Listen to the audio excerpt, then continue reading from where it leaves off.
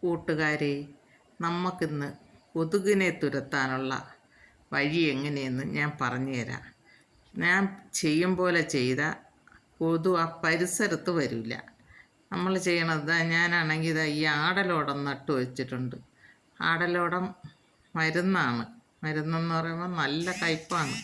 അതുപോലെയാണ് വേപ്പം നട്ടിട്ടുണ്ട്. ഇത് രണ്ടും ഭയങ്കര കയ്പ്പാണ്.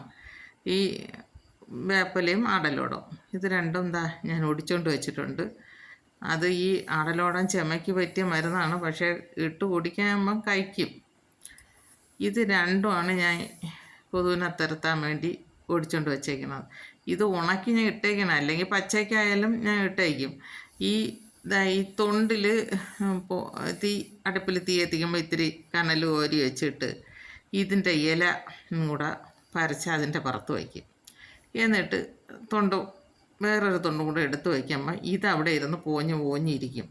എന്നിട്ട് നമ്മൾ എല്ലാ മുറികളിലും ഇത് കൊണ്ടുവന്ന് ഈ പുക കൊണ്ടുവന്ന് ഒരാഴ്ചയിൽ ഒരു ദിവസം ചെയ്താൽ മതി.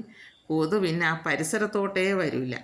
ഒരാഴ്ചയിലൊരിക്കൽ ചെയ്യണം. വൈകുന്നേരം ഇത്തിരി വീട്ടിൻ്റെ പുറകുവശത്തോ മുമ്മശത്തൊക്കെ കണക്ക് ഇതുപോലെ പോച്ചു കൊടുത്താൽ നല്ല ഒരു ഇതാണ്.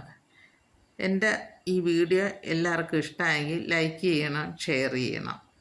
ഇതുപോലെ ചെയ്ത് നോക്കണം.